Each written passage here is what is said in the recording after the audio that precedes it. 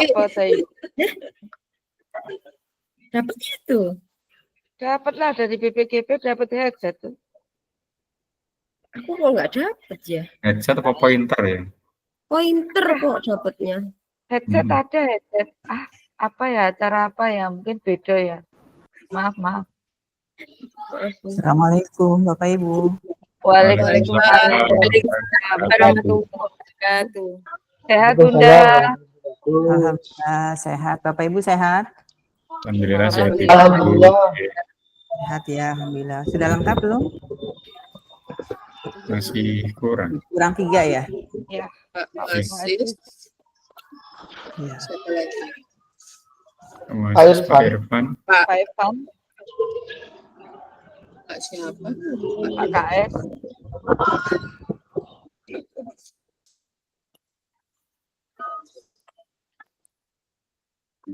Gimana Bapak Ibu, masih sibuk semuanya?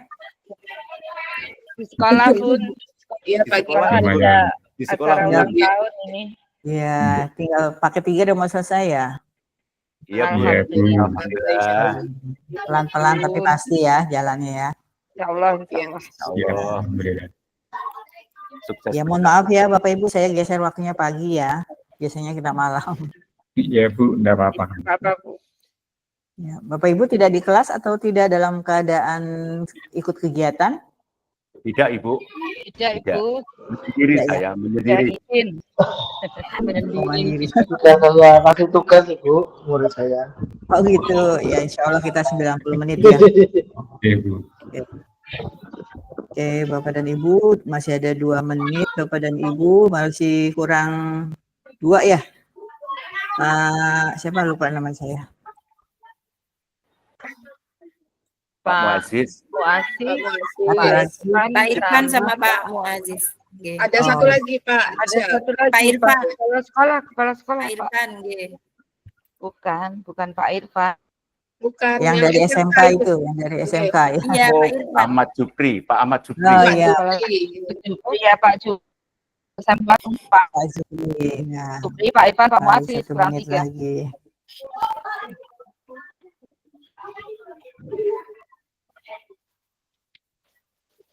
Masih tanya link Pak Muaziz. Oke, sudah.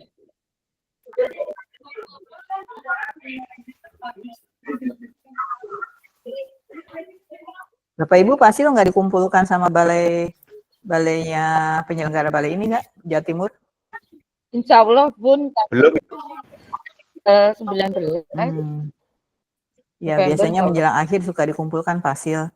Kemarin saya yang di angkatan 11 di Bengkulu dikumpulkan, tapi saya izin tidak hadir kemarin.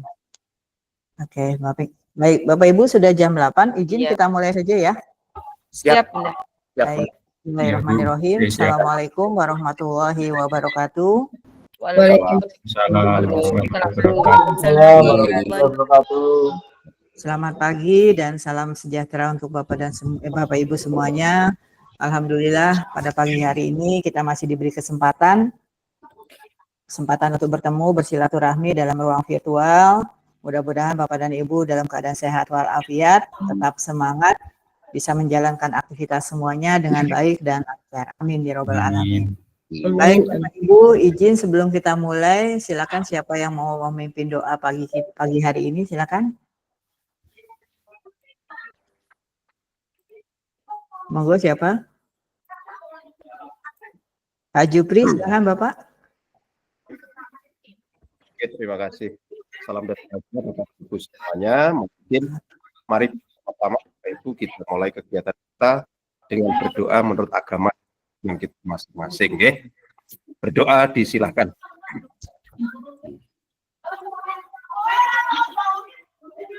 Doa bisa diakhiri. Terima kasih. Saya kembalikan ke Ibu. Oke. Baik, terima kasih Pak Jupri. Mudah-mudahan doa kita dijabah Allah Subhanahu wa taala. Amin. Baik Bapak dan Ibu, hari ini adalah rukol yang pertama dan rukol yang terakhir ya. Karena ini pakai 3.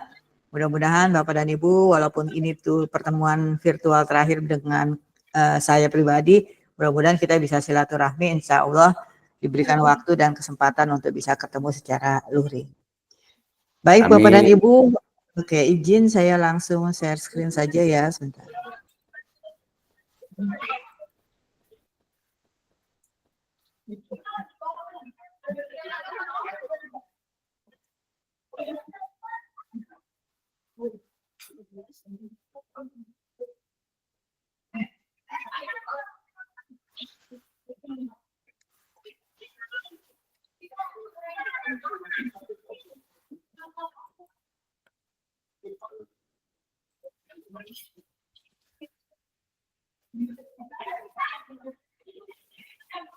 Sudah terlihat Bapak Ibu? Sudah Ibu. Sudah. Alhamdulillah. Baik Bapak dan Ibu, ini adalah modul terakhir ya, khususnya di modul paket 3 berkaitan dengan modul 3.3 pengelolaan program yang berdampak pada murid. Bapak dan Ibu, ini sesi 1, nanti akan ada sesi 2 seperti biasa. Bapak dan Ibu dan teman-teman akan berdiskusi bersama tanpa saya dampingi, tapi Bapak Ibu lebih banyak kemandirinya. Hari ini kita akan coba masuk sesi 1, yaitu review materi, khususnya materi di 31, 32, dan 33 sekaligus penugasan untuk besok Bapak dan Ibu bekerja secara kelompok. Izin saya lanjutkan. Nah, di sini saya mengingatkan Bapak dan Ibu ya, bahwa modul kita ini judulnya kan pengelolaan program yang berdampak pada murid, kurang lebih waktunya 2 jam 90 menit. Ada 4 kompetensi lulusan yang akan kita tuju ya Bapak Ibu ya. Yang pertama ini, kalau Bapak Ibu lihat ini ada yang saya tebalkan, guru penggerak, artinya Bapak dan Ibu nanti ini adalah mampu menggerakkan komunitas sekolah untuk bersama-sama mengembangkan dan mewujudkan visi sekolah yang berpihak pada murid. Kalau kita bicara visi, Bapak dan Ibu lihat ini ada di modul berapa Bapak Ibu? Modul 1.2. 1.2. Yakin? 1.3. 1.3 Bunda. 1.2 nilai dan peran. Nilai Ya. dan peran. Nah, karena sudah 1.1, 1.2 sudah, ini 1.3 adalah visi guru penggerak. Mudah-mudahan dengan memiliki visi guru penggerak, Bapak dan Ibu bisa cara mewujudkannya seperti apa nanti, itu adalah berdasarkan nilai-nilai kebajikan universal. Itu yang pertama. Yang kedua, Bapak dan Ibu guru penggerak melakukan pendampingan kepada seluruh komoditas sekolah. Sekarang ini di sekolah hukumnya wajib punya komunitas belajar. Komunitas belajar itu kalau kita artikan adalah komunitas yang memang ada di sekolah. Nah, makanya kalau di guru penggerak kita sebut sini adalah komunitas sekolah. Ya, tetapi di sekolah itu adalah ada Bapak Ibu guru, ada TU dan lain-lain, itu adalah komunitas belajar. Jadi Bapak dan Ibu harapannya guru penggerak mampu melakukan pendampingan seluruh komunitas sekolah menggunakan pendekatan reflektif dan iteratif dalam mengelola program dan sumber daya sekolah. Jadi Bapak dan Ibu yang sudah dan pastinya setiap sekolah punya komunitas belajar ya sebagai komunitas di sekolah Bapak Ibu.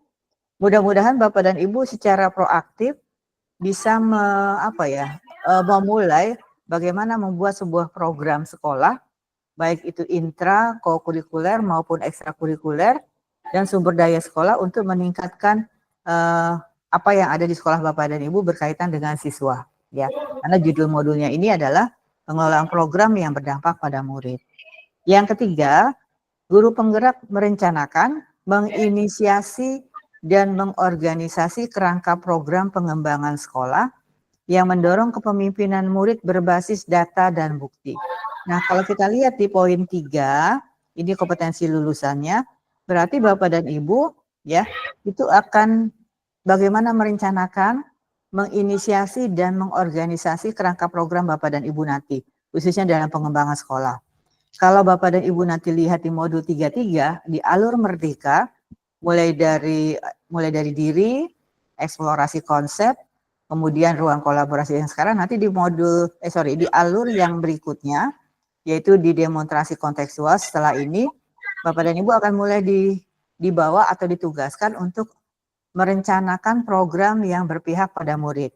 Kemudian menginisiasinya, masuk di koneksi antar materi, membuat aksi nyata, sampai bagaimana mengorganisir kerangka program Bapak Ibu yang akan dibuat nanti dalam kanvas Bagja.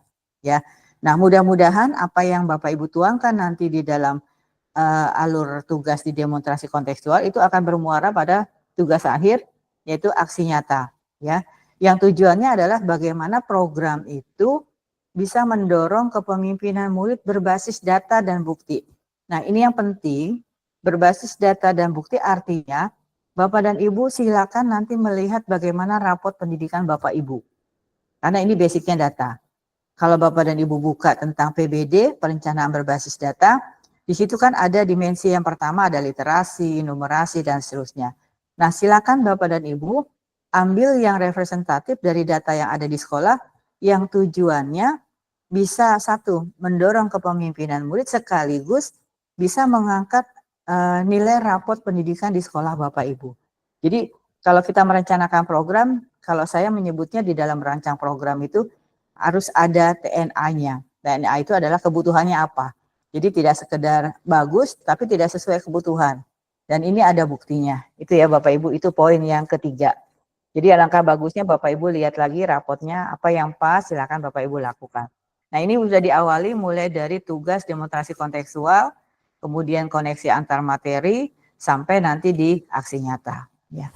Nah yang keempat, Bapak dan Ibu guru penggerak memfasilitasi pelibatan orang tua atau wali murid dan masyarakat dalam mengembangkan sekolah untuk meningkatkan kualitas belajar murid. Artinya, kalau di nomor 3, Bapak dan Ibu merencanakan, menginisiasi dan mengorganisir programnya. Nah, di yang keempat, Bapak dan Ibu fasilitasi bagaimana dalam melaksanakan program tersebut ada keterlibatan orang tua atau wali murid dan masyarakat sekitar sekolah supaya program Bapak dan itu bisa berjalan dalam rangka meningkatkan kualitas belajar murid. Ini yang nanti mengarahnya menuju kepada aksi nyata Bapak Ibu. Jadi programnya Bapak Ibu rancang, sudah diinisiasi dalam kampas baktianya, kemudian Bapak dan Ibu nanti di aksi nyatanya lakukan dan libatkan orang tua dan masyarakat. Ini yang diharapkan dari kompetensi lulusan yang ingin dituju dalam program ini. Itu ya Bapak Ibu ya. Nah kemudian, kalau kita lihat capaian umum modul itu ada 3. Ya. Yang pertama, ini secara umum, CGP mampu menyadari murid sebagai mitra bagi guru dan pembelajaran. Bapak dan Ibu mudah-mudahan diskusi kita kali ini nanti akan menguatkan Bapak dan Ibu pada waktu mendampingi CGP-nya yang reguler. Ya. Jadi harapannya CGP ini menyadari dulu bahwa murid itu adalah mitra bagi guru dalam pembelajaran. Oleh karena itu kan ada di kurikulum Merdeka, murid, bagaimana seorang guru memenuhi kebutuhan belajar murid. Jadi kita sebagai mitra, murid kita sebagai mitra dalam merancang pembelajaran. Yang kedua, bagaimana CGP kita nanti mampu mengupayakan terwujudnya lingkungan sekolah yang mendukung tumbuhnya murid yang mampu menjadi pemimpin dalam proses pembelajarannya sendiri. Ini sangat sejalan sekali dengan regulasi kurikulum Merdeka bahwa murid itu nanti bisa memimpin dirinya sendiri minimal untuk pembelajarannya sendiri. Jadi guru hanya fasilitasi, siapkan strateginya, siapkan lingkungannya, tapi dia akan belajar secara mandiri. Kenapa? Kalau dalam teori belajar, anak yang belajar secara mandiri menemukan cara belajarnya sendiri, itu daya lekatnya akan lebih lama dibandingkan kita yang menyampaikan, tapi dia tidak belajar. Itu lebih kuat. Ya. Nah yang ketiga, CGP mampu menerapkan konsep kepemimpinan murid pada program atau kegiatan sekolah. Artinya, Bapak dan Ibu dan CGP-nya nanti yang reguler pun diharapkan bisa menerapkan konsep kepemimpinan murid yang kalau Bapak dan Ibu sudah dieksplorasi konsep, ada 3 aspek utamanya mulai dari pilihan dan kepemilikan murid, bagaimana 3 hal tadi itu terintegrasi dalam aktivitas atau program yang Bapak Ibu rancang nantinya. Itu ya, itu capaian umum modul. Sedangkan capaian khusus modul lumayan banyak, di sini ada 5. Saya sengaja tebalkan biar kita sama-sama mendalami. Yang pertama, Bapak dan Ibu menunjukkan pemahaman tentang konsep kepemimpinan murid kaitannya dengan profil pelajar Pancasila.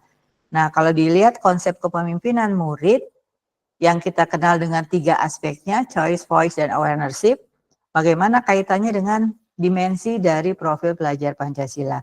Nah, artinya pada waktu Bapak dan Ibu merancang program nanti, tolong dipikirkan bukan hanya choice, voice, dan awareness saja, tetapi linknya ke dimensi profil pelajar Pancasila itu nanti seperti apa. Itu yang pertama. Yang kedua, menunjukkan pemahaman tentang apa yang dimaksud dengan suara, pilihan, dan kepemilikan murid. Nah, ini mendukung yang tadi di atas. Jadi kalau Bapak dan Ibu sudah paham tentang konsep kepemimpinan murid, insya Allah, kaitkan dengan profil pelajar Pancasila, yang penting ini adalah pahami. Pahami ini diartikan kalau di kurikulum Merdeka, pemahaman ini bukan levelnya C2 ya Bapak Ibu ya. Kan kalau di taksonomi Bloom, C2 itu kan paham. C1 C1 mengetahui, C2 paham, C3 menerapkan, C4 analisis, C5 evaluasi, C6 kreasi. Nah, kalau dilihat di sini, memahami tentang apa yang dimaksud dengan suara, pilihan, dan kepemilikan murid, jangan sampai sekedar menyampaikan suara atau sekedar murid memilih itu yang hanya dipahami. Jadi Bapak dan Ibu menunjukkan pemahamannya melalui aktivitas yang nanti dirancang Bapak Ibu dalam programnya. Yang ketiga, menganalisis sejauh mana suara, pilihan, dan kepemilikan murid dipertimbangkan dalam program baik di intra, ko, ataupun di ekstra untuk mewujudkan lingkungan yang menumbuh kembangkan kepemimpinan murid. Nah, di sini Bapak Ibu kita diingatkan, pada waktu nanti Bapak dan Ibu merancang program, di dalam aksi nyatanya melaksanakan program, Bapak dan Ibu harus melakukan refleksi nantinya. Sudah sejauh mana atau dianalisis silakan, mana penerapan suara, pilihan, dan kepemilikan murid. Baik yang ada di program yang Bapak Ibu susun, pastinya apakah di intra, di kurikuler, atau di ekstrakurikuler. Nah, biasanya di alur demonstrasi kontekstual, Bapak dan Ibu akan diminta membuat program di antara 3 program sekolah. Apakah di intra, ko, atau di ekstrakurikuler. Jadi jangan lupa, nanti di demonstrasi kontekstual Bapak Ibu pastikan yang saya buat programnya itu adalah berkaitan dengan yang mana? Intra kah, ko kah, atau ekstrakurikuler. Yang lupa di sini adalah mewujudkan lingkungan yang menumbuh kembangkan kepemimpinan murid. Itu yang ketiga. Yang keempat, mengidentifikasi strategi pelibatan komunitas dalam program sekolah. Nah, Bapak dan Ibu, kalau dilihat di eksplorasi konsep, ada beberapa cara untuk melibatkan komunitas di sekolah, termasuk masyarakat di sekitar sekolah, agar upaya program Bapak dan Ibu itu bisa mendukung tumbuhnya kepemimpinan murid. Kenapa harus dengan masyarakat atau komunitas? Karena murid begitu keluar dari sekolah nanti, dia tidak hanya berinteraksi dengan warga sekolah, tetapi dia akan berinteraksi dengan masyarakat. Jadi bagaimana di sini pelibatan komunitas dalam program sekolah, termasuk komunitas sekolah dan komunitas yang ada di luar sekolah. Yang kelima, merancang sebuah prakarsa perubahan di sekolah dalam bentuk sebuah program atau kegiatan yang mendorong kepemimpinan murid. Nah, Bapak Ibu yang saya hormati, kalau di sini muncul prakarsa perubahan, Bapak dan Ibu masih ingat ini di modul berapa kita bahas tentang prakarsa perubahan? Masih ingat Bapak Ibu? Modul 2.1. Kita bicara prakarsa perubahan itu ada di mana divisi ya awalnya ya? Oh iya, Bagja. Guru penggerak. Ya, visi guru penggerak itu kan ada di modul 1.3. Nah, 1.3 lagi masuk ke paket 2. Prakarsa perubahan itu udah ada di mana lagi? Dia masuk di salah satunya adalah berkaitan dengan di antara sisipan modul 21, 22, dan 23. Bisa jadi prakarsa perubahan yang muncul di 1.3, salah satunya misalnya adalah meningkatkan motivasi belajar murid misalnya. Nah, itu akan muncul integrasi di 21, 22, dan 23. Sehingga setelah diimplementasikan di paket 2, 21, 22, 23, Bapak Ibu beranjak ke paket 3. Ya, sudah mengalami paket 2. Nah, di paket 3, bagaimana Bapak Ibu menyusun prakarsa perubahan tadi untuk pengembangan program sekolah. Jadi jelas ya, benang merahnya kelihatan. Ya. Nah, di paket 3 ini, Bapak dan Ibu kembali ketemu dengan Bagja. Tapi ini adalah berkaitan dengan tugas Bapak Ibu di paket 3, berkaitan dengan pemimpin pembelajaran untuk membuat sebuah prakarsa perubahan di sekolah dalam bentuk program atau kegiatan sekolah yang mendorong kepemimpinan murid.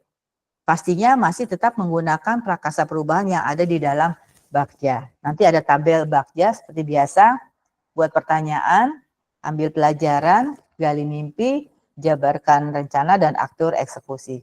Bapak dan Ibu akan ketemu lagi di paket 33.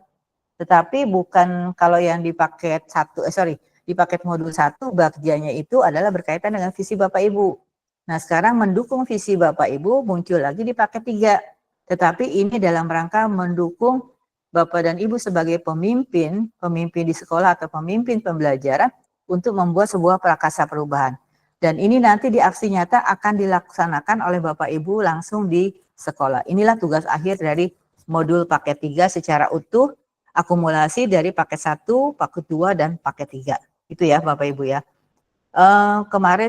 Bukan kemarin sih ya, dalam 3 hari ini masih berjalan, kami di fasilitator memang akan ada pembekalan kembali untuk PP, pengajar praktek, sedikit agak berbeda polanya untuk yang nanti angkatan 12 ya Bapak Ibu ya. Jadi mudah-mudahan Bapak dan Ibu kalau sudah memahami hal seperti ini, mudah-mudahan nanti CGP-nya tidak terlalu repot. Salah satu yang perlu saya tekankan di sini, kenapa di CGP yang akan datang lebih dominasinya ada di penerapan atau implementasi atau pengintegrasian model kompetensi, baik model kompetensi guru, kepala sekolah maupun pengawas sekolah. Kalau model kompetensi guru itu pastinya berkaitan dengan diri CGP yang masih berperan sebagai guru. Tetapi dikaitkan juga dengan model kompetensi kepala sekolah dan pengawas sekolah. Kenapa?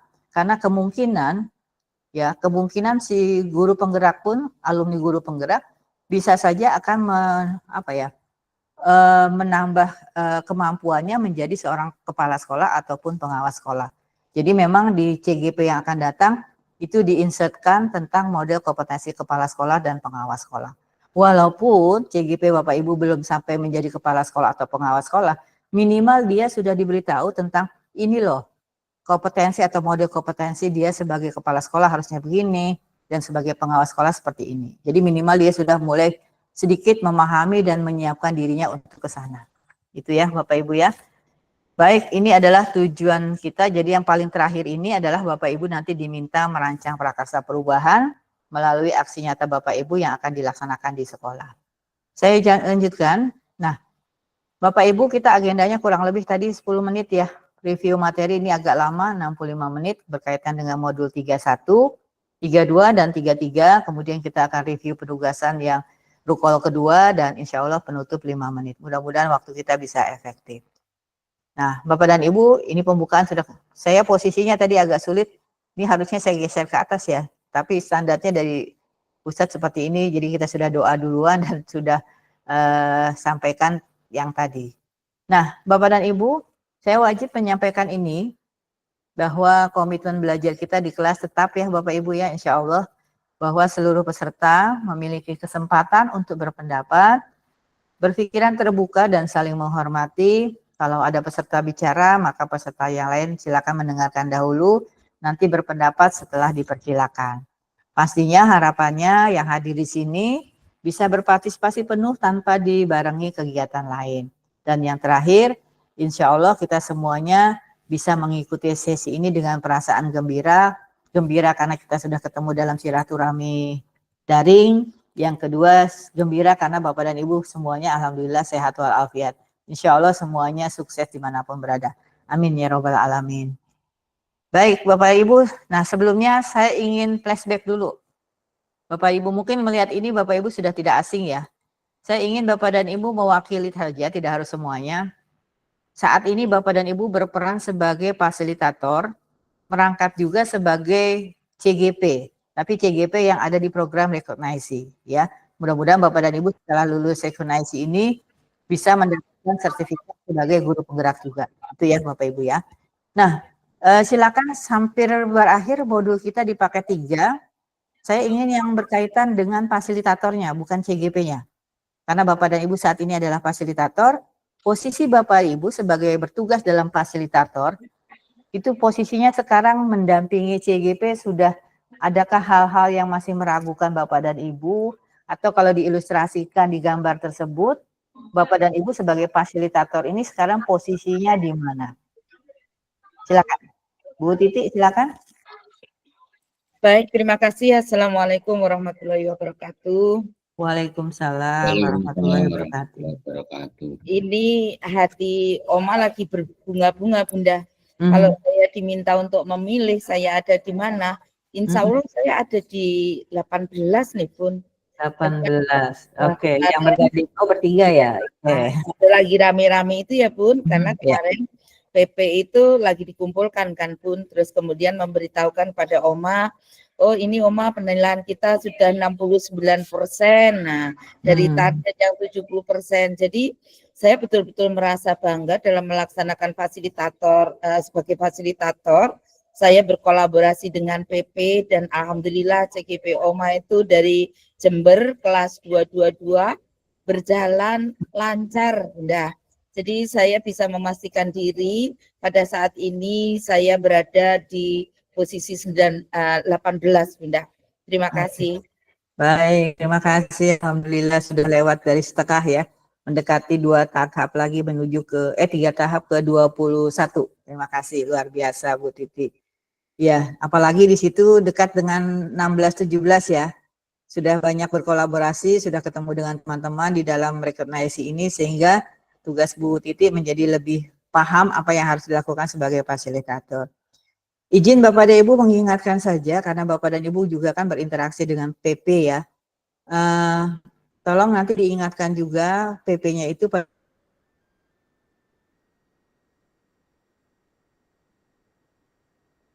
waktu melaksanakan pendampingan, ya khususnya pendampingan individu, tolong itu kembali pada itu dan tugas yang harus dikerjakan. Ada sedikit evaluasi yang pastinya kita tidak tahu di daerah mana. Ada catatan kalau PP ini melaksanakan pendampingan individu tidak sampai 4 jam. Itu ya Bapak Ibu ya. Ya saya tidak tahu seperti apa, mudah-mudahan itu yang tidak bagus. Artinya nanti tolong diingatkan waktu di 4 jam itu pada waktu pendampingan individu Bapak dan Ibu di PP-nya tolong diingatkan gunakan semaksimal mungkin. Karena PP itu perannya sangat tinggi ya Bapak Ibu ya. Kalau Bapak dan Ibu kan ketemunya daring saja nih. Tapi kalau PP kan yang ketemu secara luring ya. Jadi silakan nanti manfaatkan supaya CGP lulusan kita memang benar-benar representatif bisa diangkat menjadi seorang pemimpin. Baik ya. Terima kasih Bu Titi. Silakan ada lagi satu lagi. Kayaknya dari Bapak deh. Monggo siapa? Kalau Bu Titi ada di 18, kalau Bapaknya ada di mana nih?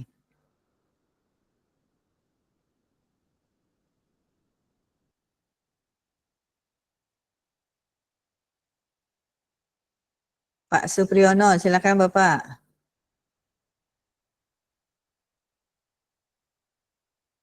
Oke, terima kasih. Assalamualaikum warahmatullahi wabarakatuh. Waalaikumsalam warahmatullahi wabarakatuh. Selamat pagi, Bunda. Di sini saya akan saat ini memposisikan diri saya itu pada level 20.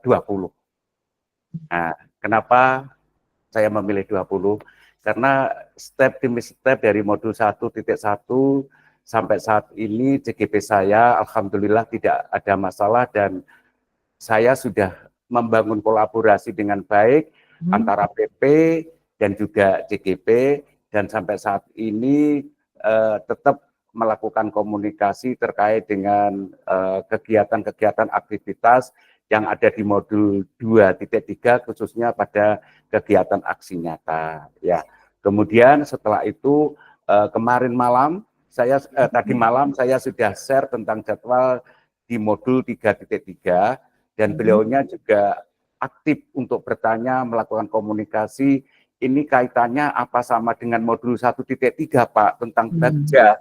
Berarti saya di sini menilai atau memberikan penilaian kepada CGP saya bahwa terkait dengan pembelajaran aktivitas di alur merdeka benar-benar antara modul 1 sampai dengan saat ini 3.3 ini ada makna dalam kegiatan pembelajaran.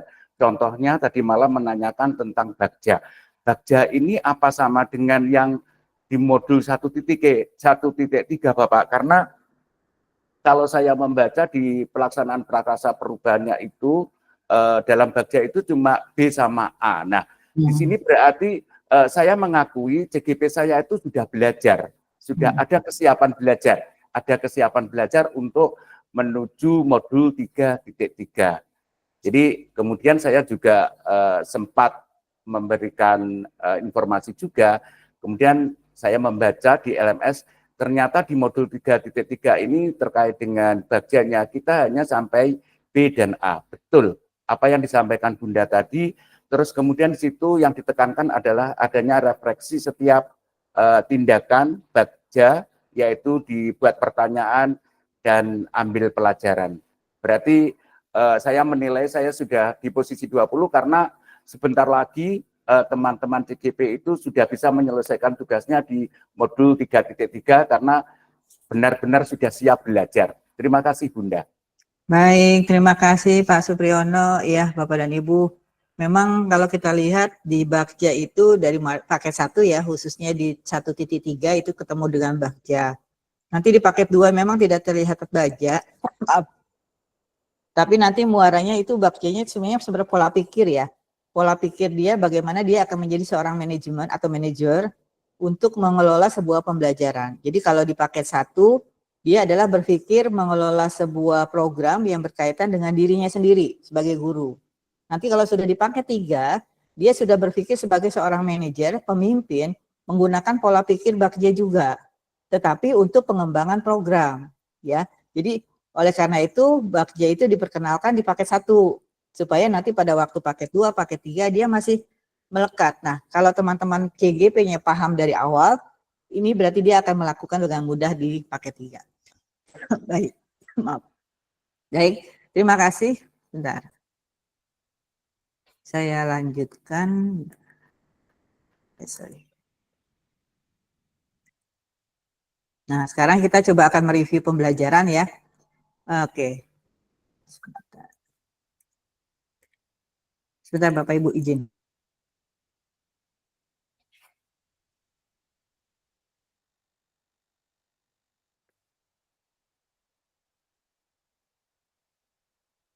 Nah, di sini di review materi pembelajaran, sebentar.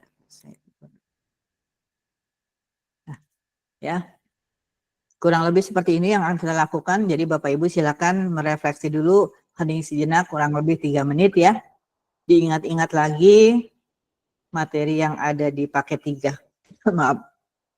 Khususnya 31, 32 sampai 33. Nah, sambil mengingat Bapak dan Ibu saya kirimkan linknya ya ke chat. Silakan Bapak Ibu nanti buka dan mengisi 5 pertanyaan. Sebentar.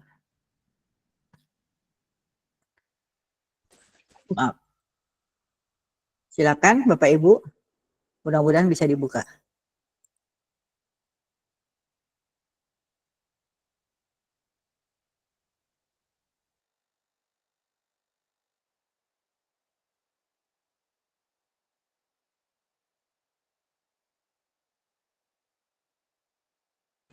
Bisa dibuka Bapak Ibu? Bisa. Alhamdulillah. Oke, siap. Saya tutup dulu ini.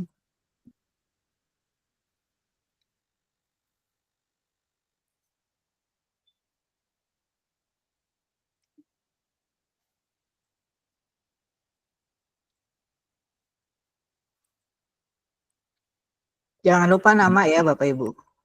Untuk di saya masih proses Bu, soalnya mungkin sinyalnya Oh, cuaca mendung. pelan-pelan. Iya. Tapi teman-teman yang lain bisa ya, Bapak Ibu ya. Bisa, Bun. Oke.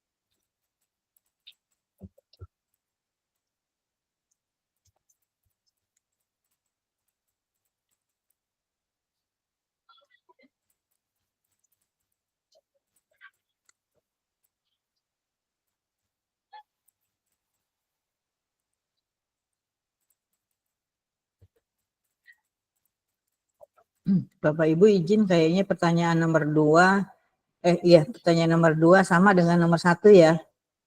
Izin saya ganti ya. Sebentar.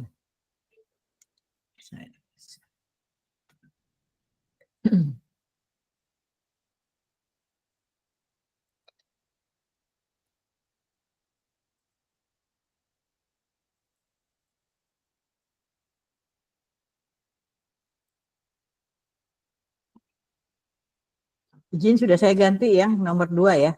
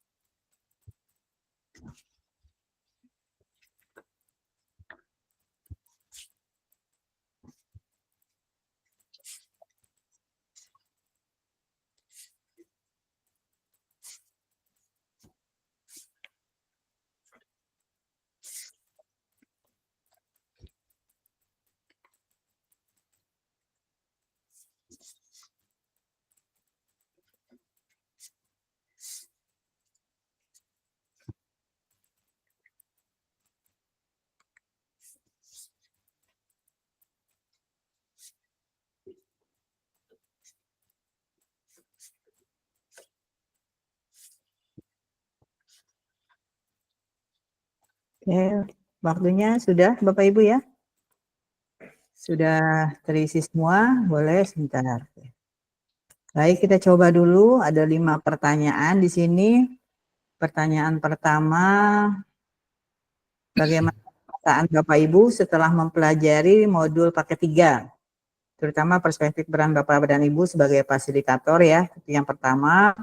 Yang kedua, di antara modul 31, 32, 33, materi mana yang paling membekas bagi Bapak dan Ibu? Kenapa? Di antara 3 modul.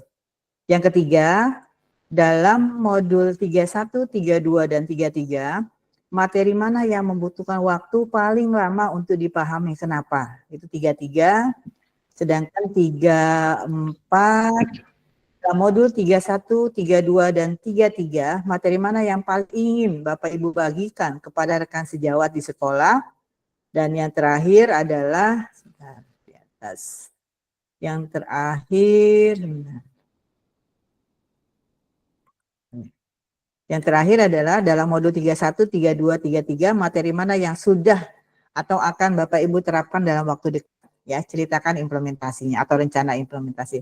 Silakan, saya ingin mendengarkan dari yang pertama, dari Pak Muasis. Pak, pertanyaan pertama.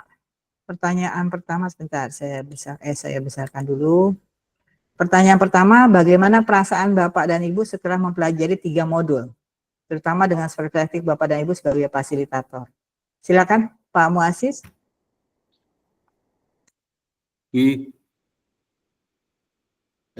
Untuk pertanyaan pertama, Assalamualaikum warahmatullahi wabarakatuh. Mohon maaf Bu Dwi, ini saya sinyalnya agak kurang bagus, saya open gitu, bahwa pertanyaan yang pertama, bahwa setelah belajar di modul ini saya mendapatkan ilmu dan juga pengalaman bagaimana sebagai seorang pemimpin pembelajaran kita mampu mengelola sekolah dengan program-program yang berdampak pada murid, dan juga bagaimana kita memaksimalkan aset-aset yang ada di sekolah dan juga wilayah sekitar sekolah. Utamanya kita harus bisa memaksimalkan aset-aset seperti guru, murid, dan juga wali murid, komite, sehingga semua program di sekolah itu dapat berjalan dengan baik. Saya kira itu yang dapat saya sampaikan, Bu Dwi. Terima kasih. Wassalamualaikum warahmatullahi wabarakatuh. Waalaikumsalam warahmatullahi wabarakatuh. Terima kasih Pak Muasis. Alhamdulillah Pak Muasis menyampaikan tadi mendapatkan pengetahuan dan pengalaman baru ya berkaitan dengan pemimpin. Nah, karena di sini di modul paket 3 itu kita bicaranya memang fokus pada kepemimpinan ya, di mana kepala sekolah itu kalau kita lihat di paket 3 itu mulai dari 31 kepemimpinan yang berbasis nilai-nilai kebajikan tetap kepemimpinan, yang kedua pengelolaan sumber daya juga kepemimpinan, yang 3.3 adalah berkaitan dengan pengelolaan program berdampak pada murid. Jadi di sini disampaikan Pak Muasis bahwa di modul paket 3 sebenarnya bukan hanya untuk CGP yang Bapak Ibu dampingi. Bapak dan Ibu toh nantinya akan mendapatkan sertifikat sebagai calon guru penggerak ya, atau sebagai guru penggerak. Mau tidak mau Bapak dan Ibu kan termasuk kategori juga nanti yang akan ada di sini. Ada di paket 3 ini. Baik, terima kasih Pak Muasis. Yang kedua Bu Diah. Terima kasih. Ya, Bu Diah silakan. Bu Diah. Baik, Yang pertama terima ya Bu. kasih. Ya. Ya, baik, terima kasih Bu. Untuk perasaan saya sangat senang sekali dan juga tertantang karena di modul ini kita ditantang untuk mampu menyusun program secara kolaboratif yang berdampak pada murid.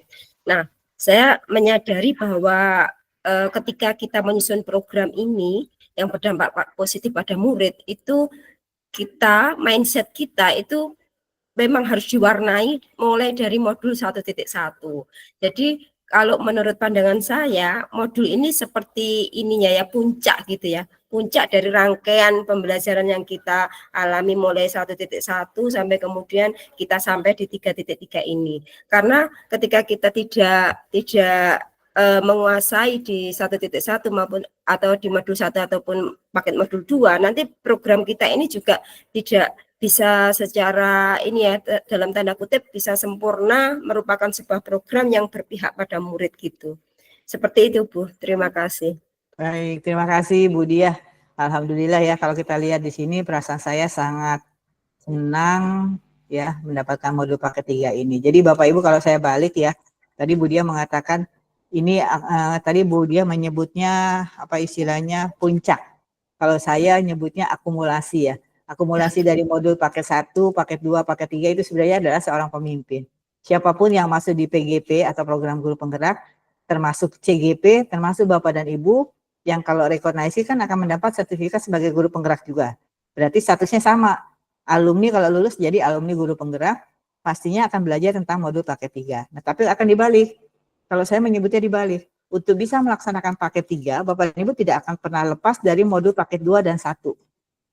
Kenapa? Untuk menjadi seorang pemimpin pastinya si CGP sendiri atau siapapun yang lulus ya dia sudah menjadi pemimpin, pasti yang pertama kali dia harus modul paham. Kalau saya sebut kata modul paket 1 berkaitan dengan diri dia, paham tentang filosofi pendidikan, dia punya visi bahwa guru itu seperti apa. Nanti masuk di paket 2 buktikan melalui gurunya, tugas gurunya, pembelajarannya, PSE-nya, bagaimana dia mendampingi melalui coaching, baik coaching untuk muridnya maupun pada rekan. Baru akumulasinya adalah di paket 3. Jadi akan dibalik. Modul 1, 2, 3 menuju paket 3, tetapi untuk menjadi pemimpin pembelajaran perlu dukungan paket 2 dan paket 1. Itu ya Bapak Ibu ya. Baik, terima kasih Bu Diah. Terima kasih untuk nomor 1, kita nomor 2. Nomor 2 ini tertulis pertanyaannya, sebentar saya cek dulu. Nomor 2, di antara modul 31, 32, 33, materi mana yang paling membekas Bapak dan Ibu? Silakan Bu Titi. Baik Bunda, bagi saya materi mana yang Membekas? Ya. Yang membekas pada diri saya itu adalah modul 3.1 Bunda. Oke. Ini adalah pengambilan keputusan berbasis nilai-nilai kebajikan. Kenapa saya pilih hal ini sangat membekas? Karena menurut saya inilah sebagai pondasi utama bagi seorang pemimpin. Bagaimana kita mengambil keputusan. Keputusan tidak gegabah, kita mengikut sertakan banyak pihak yang ada di dalamnya. Dan kita harus dulu, tidak langsung ambil keputusan berdasarkan emosi, tetapi diuji dulu dengan 7 langkah dan seterusnya Bunda. Oleh sebab itulah, maka menurut saya modul 3.1 ini sangat-sangat membekas, sangat-sangat bermanfaat, walaupun tidak mengecilkan untuk modul 3.2 maupun modul 3.3. Saya kira itu Bunda, terima kasih. Baik, terima kasih Bu Titi, luar biasa ya Bapak Ibu ya. yang paling membekas itu kalau di Bu Titi adalah 3.1. Betul ya Bu ya? Yaitu pengambilan keputusan berbasis nilai-nilai kebajikan universal. Baik Bapak dan Ibu, kalau boleh diingat di 3.1 itu yang paling apa ya? Materi intinya apa? Bapak Ibu ingat nggak? 3.1. Pengambilan keputusan berbasis nilai-nilai kebajikan yang bersifat universal. Bapak dan Ibu akan dihadapkan pada apa? Permasalahan di situ ada Dilema ITK dan ada Dilema dilema etika etika dan ada bujukan moral. rujukan moral. Bujukan kan? Karena ini modulnya berbasis kepemimpinan.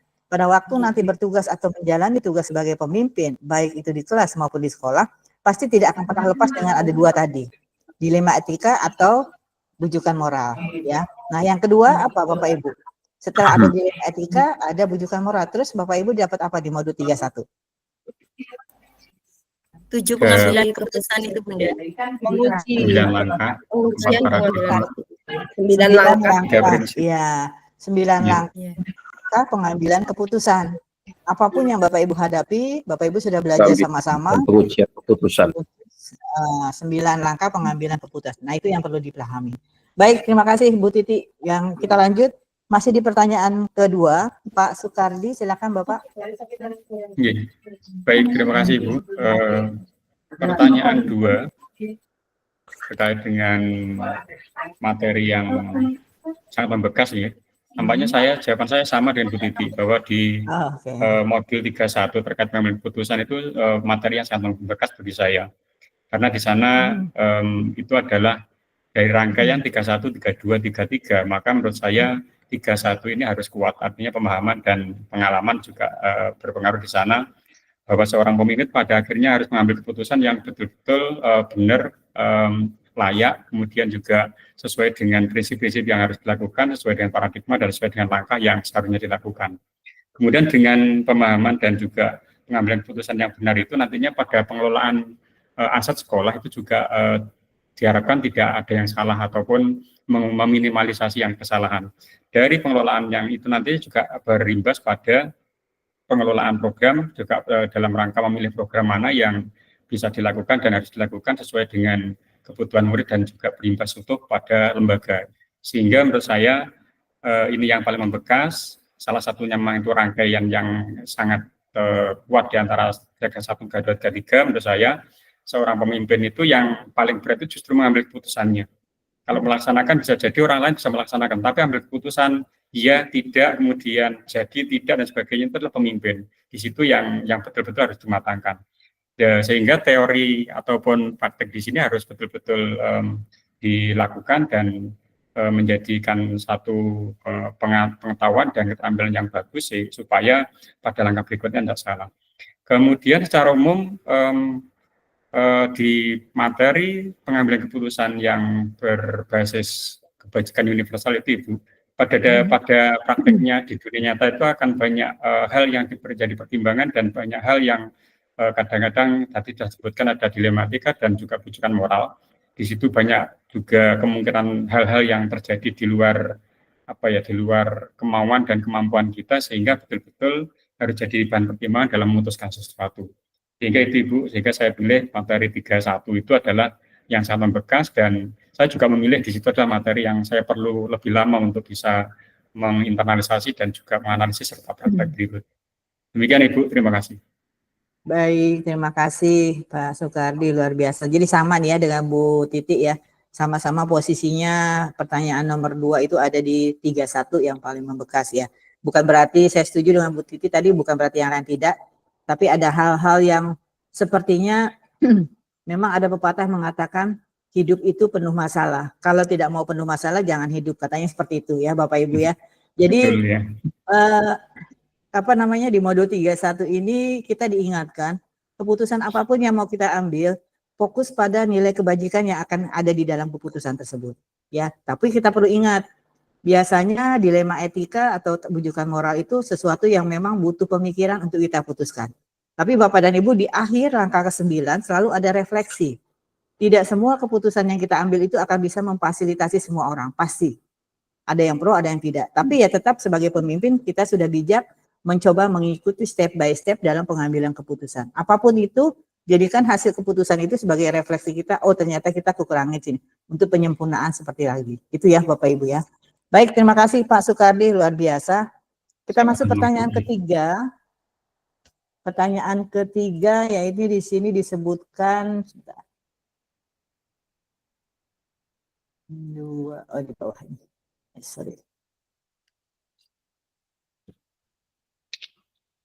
Oke, ini dia. Dalam modul 31, 32, dan 33, materi mana yang membutuhkan waktu paling lama? Materi ya. Materi mana yang membutuhkan waktu paling lama untuk dipahami kenapa? Di sini boleh yang menyampaikan pertama Ibu Naharin, silakan Ibu. Terima kasih Bunda waktunya. Kenapa saya tadi di sini saya memilih di modul 3.1 hampir sama dengan alasannya Pak Kardi tadi, karena di sini butuh waktu yang sangat lama untuk memahami ketika ada kasus-kasus dilema etika, terutama di eksplorasi konsep itu, nggih. Nah, itu untuk memahami antara dilema etika dan bujukan moral.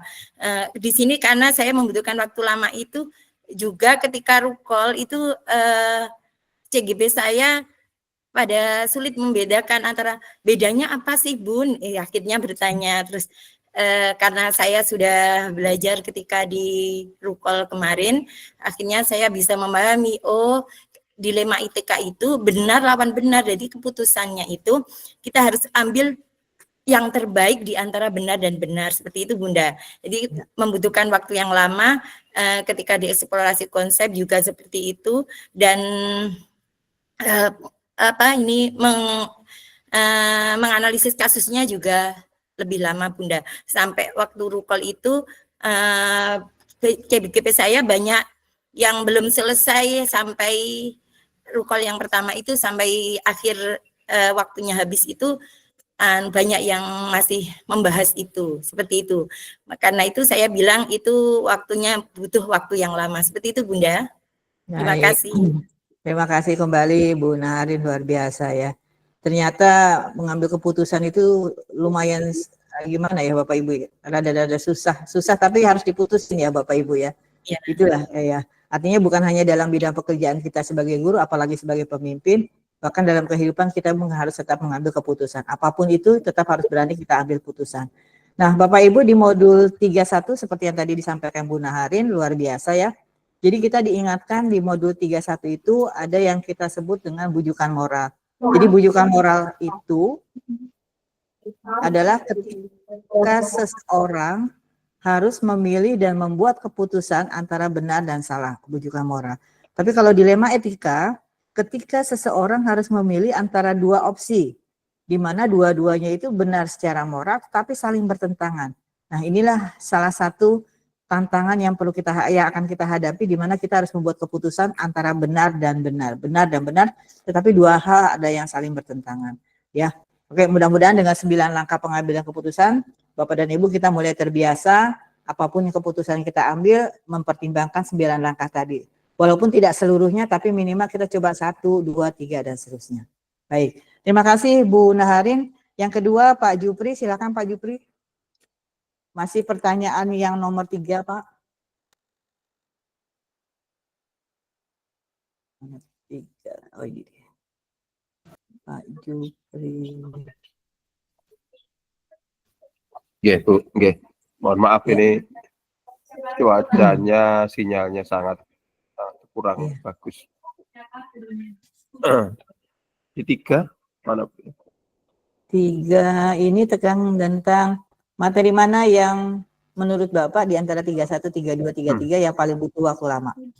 Saya lagi cari Pak Jupri sebentar. Ya, ya Pak, silakan. Masih ingat 33?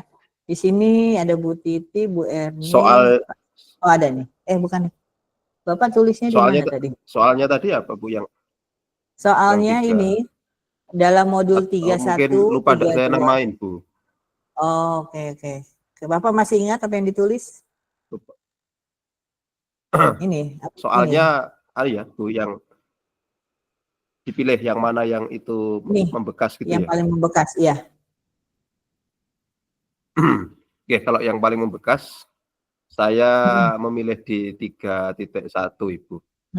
Jadi alasannya memang 3.1 seperti yang sudah panjenengan jabarkan tadi, itu pertama materinya memang juga cukup kompleks, sekaligus juga disitulah kita mengkaji sesuatu yang sangat rumit ketika kita dibenturkan antara dua nilai yang sama-sama benar dalam problem dilema etika.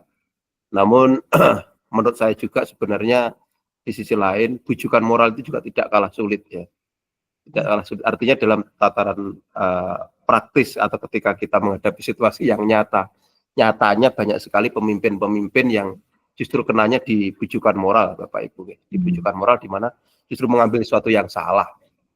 Ini saya sebenarnya ingin juga memahami lebih lanjut ya. Kenapa begitu mudahnya misalnya kita sebagai seorang pemimpin ketika dihadapkan pada bujukan moral kok seringkali malah terjebak di situ.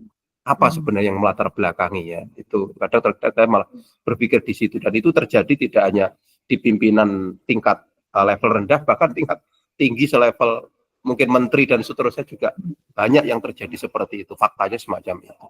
Terus kemudian terkait dengan dilema etika memang jelas kita harus mempelajari bagaimana di situ ada 9 cara gitu, 9 tempat untuk menguji, 9 poin untuk menguji ketika kita dihadapkan pada dilema etika itu seperti apa, itu harus kita tunjukkan bagaimana kemampuan kita dalam menguji itu. Kemudian ada 3 prinsip yang juga dapat kita lakukan untuk membuat sebuah keputusan dalam dilema pengambilan keputusan itu. Saya kira itu Ibu yang bisa saya sampaikan. Terima kasih. Baik, terima kasih kembali Pak Jupri, luar biasa ya. Sampai sempat disebutkan kenapa ya bujukan moral itu real ya kalau kita lihat di kenyataannya. Tapi Bapak dan Ibu, ya itulah realnya ya. Ternyata karena bujukan moral kita memutuskan sesuatu ya seperti tadi Pak Jupri sampaikan. Tapi Bapak Ibu kalau ingat di modul 3.1, pengambilan keputusan berbasis nilai-nilai kewajiban. Apapun yang Bapak Ibu putuskan, jangan lupa bahwa Bapak dan Ibu di dalamnya yang keputusan itu adalah berbasis nilai-nilai kebajikan. Walaupun kadang-kadang Bapak Ibu bertentangan dengan hati nurani mungkin seperti itu ya Bapak Ibu ya. Baik Bapak Ibu, terima kasih Pak Jupri. Sekarang kita masuk ke pertanyaan yang keempat. Sebentar, saya geser dulu. Pertanyaan keempat itu berkaitan dengan dalam modul 31, 32, dan 33, materi mana yang paling Bapak Ibu ingin bagikan ke teman atau rekan sejawat di sekolah? Kenapa? Yang ingin Bapak Ibu bagikan. Silakan Pak Irfan, silakan Pak Irfan.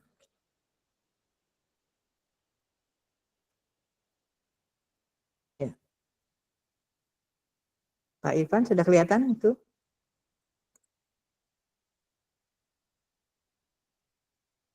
Pertanyaan nomor 4.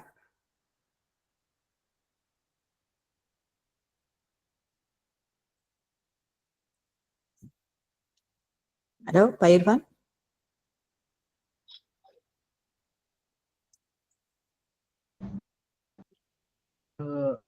Halo Bu. Ya, ya. Jelas? Sudah. Ya, sudah. Tiba-tiba terpental tadi barusan. Iya, Bapak hilang tiba-tiba tadi. Iya. Pertanyaan nomor Bu ya. Ya. Oke. Assalamualaikum warahmatullahi wabarakatuh. Dengan di sini saya dalam modul itu 3 materi yang paling saya bagi sejawat di materi ketiga nih. Jadi, kenapa pilih di poin karena di program yang pada murid ini di sekolah saya kira itu perlu, karena saya kira masih kurang ya terkait dengan program-program yang ada di sekolah. Terus kemudian untuk menjalankan ini saya juga terkait di SMK, saya ingin membuat program itu yang hubungannya dengan budaya kerja, karena anak-anak itu selama ini banyak sekali yang bilang, terus kemudian dia curhat terkait dengan pekerjaan, budaya kerja itu seperti apa. Nah, saya kira ini perlu saya terapkan di sekolah. Mungkin itu Bu Dwi Terima kasih. Baik, terima kasih Bapak Pak Irfan. Jadi Pak Irfan menyebutkan karena kebetulan di SMK ya, jadi dalam modul 31, 32, dan 33, materi yang ingin bagikan adalah bagaimana kepada rekan sejawat itu untuk mengembangkan program atau kegiatan yang memiliki dampak kepada murid. Nah, yang tadi ingin sampaikan Pak Irfan adalah tentang budaya kerja. Karena untuk anak kejuruan itu budaya kerja itu tidak bisa lepas. Itu ya, Pak Irfan ya. Karena kalau dia masuk dunia kerja, otomatis dia pun harus tahu di dunia kerja itu seperti apa budaya kerjanya. Baik, terima kasih Pak Irfan. Yang kedua, Bu Erni, silakan Bu Erni. Baik, Assalamualaikum warahmatullahi wabarakatuh. Terdengar Bu suara saya? Terdengar, terdengar. Oke. Di pertanyaan nomor 4 ini terkait dari ketiga modul dalam satu paket itu, menurut saya yang akan paling saya bagikan kepada rekan sejawat di sekolah itu ketiganya, Bu. Jadi yang di pertama itu sebenarnya 3 modul tersebut penting sekali dan saling berkaitan. Dari 3.1 bagaimana kita bukan hanya sebagai pemimpin, jadi pemimpin diri juga dalam mengambil keputusan berbasis nilai kebajikan sebagai pemimpin. Maksudnya tidak hanya pemimpin dalam lingkup masyarakat, tapi lebih ke diri kita agar tidak merugikan orang lain atau mungkin bagi kita sendiri, seperti itu perlu sekali. Bahkan materi yang 3.1 ini sangat vital menurut saya, bisa harus diterapkan gitu. Dan di 3.2 ini dalam pemimpin dalam pengelolaan sumber daya itu penting sekali bagaimana kita memetakan aset-aset daerah untuk pengembangan sekolah kita, dan itu akan menuju di modul 3.3 bagaimana pengelolaan program itu berdampak positif pada murid, itu akan saling berkaitan. Jadi ketiga tersebut saya rasa perlu sekali dibagikan kepada rekan sejawat supaya kita bisa berkolaborasi untuk buat perkembangan pembelajaran yang berpihak pada murid. Seperti itu Bu, terima kasih. Baik, terima kasih kembali Bu Erni, luar biasa ya. Tiga-tiganya yang ingin dibagikan kepada rekan sejawatnya di sekolah Bu Erni ya. Baik, terima kasih. Jadi memang benar Bapak Ibu, kenapa posisi pengembangan pengambilan keputusan berbasis nilai-nilai kebajikan itu ada di poin 31. Artinya urutan modul pun sebenarnya ada maknanya ya Bapak Ibu ya. Ini artinya dari modul paket 1 tentang filosofi, 1-2 tentang nilai dan peran, 1-3 tentang visi, 1-4 tentang budaya positif, begitu juga di 2, diferensiasi, PSE, dan coaching, 31, 32, 33 itu kalau kita lihat runtutannya itu ada maknanya, jadi semuanya itu berurut. Sama dengan 31, 32, 33, kenapa yang pertama itu adalah pengambilan keputusan berbasis nilai kebajikan? Karena yang namanya pemimpin, baik itu pemimpin di kelas maupun pemimpin di sekolah, yang akan dipastikan Bapak dan Ibu akan mengambil sebuah keputusan. Pasti itu. Oleh karena itu diingatkan di modul 31, pemimpin itu harus mengambil keputusan berbasis nilai-nilai kebajikan. Dilanjutkan di 32. 32 itu ingat, di sekolah atau di luar sekolah, kita punya aset pengambilan keputusan ya. Kita pertimbangkan dulu asetnya, bagaimana di sekolah kita, di luar sekolah kita itu kita pertimbangkan. Sehingga muncul paket 33, Bapak dan Ibu pada waktu membuat program, harapannya adalah Bapak dan Ibu bisa fokus kepada program atau kegiatan yang memfokuskan kepada kepemimpinan murid. Karena seperti saya selalu katakan, pelanggan utama dan pertama itu adalah siswa. Jadi apapun yang dirancang oleh guru di kelas, kepala sekolah di sekolah, fokus kepada bagaimana murid itu bisa jadi pemimpin, minimal pemimpin bagi dirinya sendiri. Nah ini yang perlu difuskan Bapak dan Ibu kepada CGP Bapak dan Ibu. Itu ya, terima kasih Bu Erni, luar biasa. Kita masuk pada yang pertanyaan terakhir. Yang kelima, sebentar. Ini dalam modul 31, 32, dan 33, materi mana yang sudah atau akan Bapak Ibu terapkan dalam waktu dekat ini? Ceritakan Bapak dan Ibu. Kita minta Pak Supriyono, silakan Pak. Baik, terima kasih Bunda. Assalamualaikum warahmatullahi wabarakatuh. Waalaikumsalam warahmatullahi wabarakatuh. Terkait dengan pertanyaan tematik nomor 5, di sini yang akan segera saya terapkan yaitu di modul 3.3.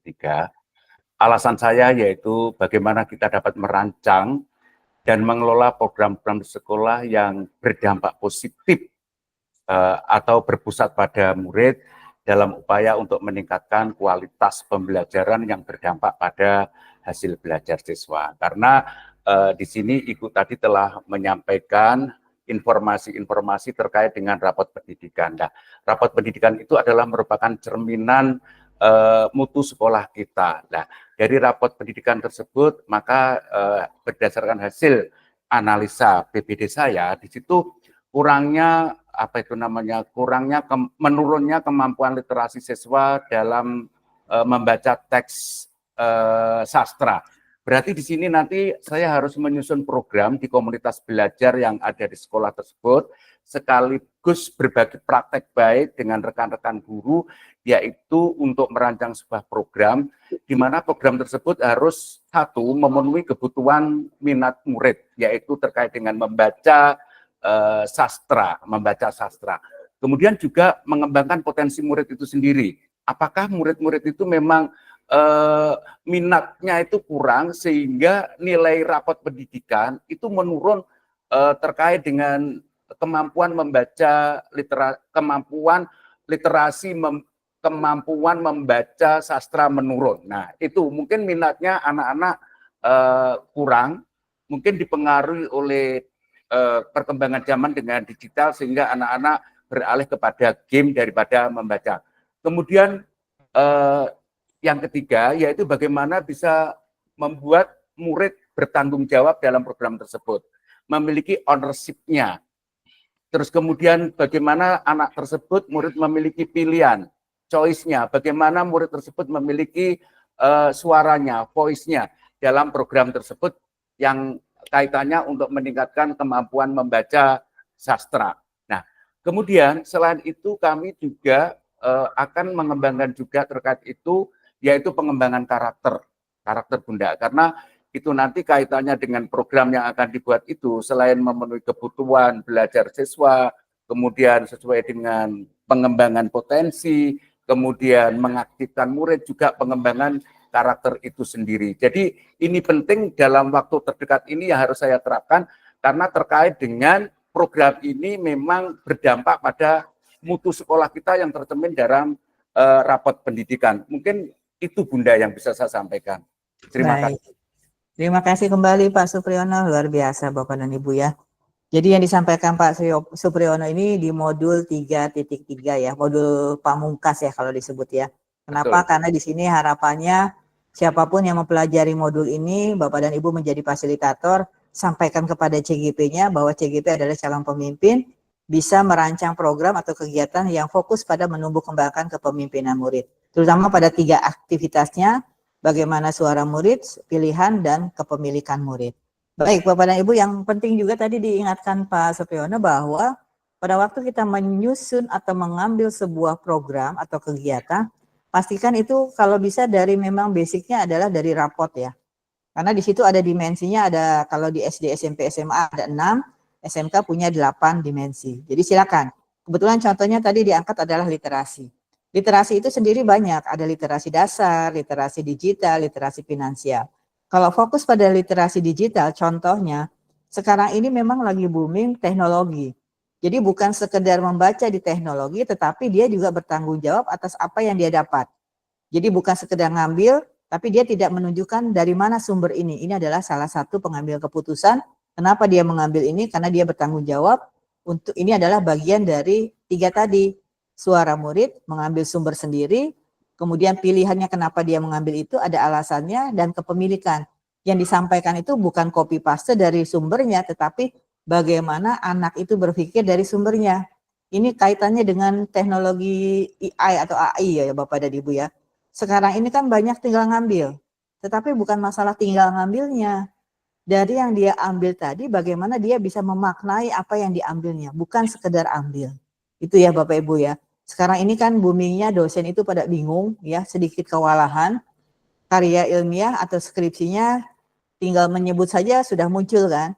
Tetapi bukan munculnya tulisan, tetapi bagaimana kemampuan anak pada waktu dia merancang sebuah tulisan dengan pemikiran sendiri. Itu yang paling luar biasa. Seperti itu ya Bapak Ibu. Karena ingat teknologi itu yang menggunakan adalah manusia. Nah ini yang akan kita terapkan di guru penggerak Bapak Ibu. Terima kasih Pak Supriyono. Terakhir untuk Pak Satria, masih di pertanyaan kelima. Silakan Pak Satria. Pertanyaan kelima masih yang tadi, mana tadi? Oh ini dia. Mana yang akan dikembangkan dalam waktu dekat di antara 31, 32, dan 33, Pak Satria, silakan. Baik Ibu, mohon maaf di instansi saya listriknya mati Bu, jadi saya pakai device pakai HP. Baik. Saya kena putih beliung kemarin ada. Silakan Baik Pak. untuk tangga yang paling dekat yaitu saya menggunakan di modul 3.2 tentang aset Ibu, karena saya notabene yaitu guru PJOK. Saya akan memaksimalkan sekecil apapun aset yang saya punya atau instansi saya punya untuk mengembangkan pembelajaran untuk peserta didik saya, Ibu, seperti itu. Oke. Terus,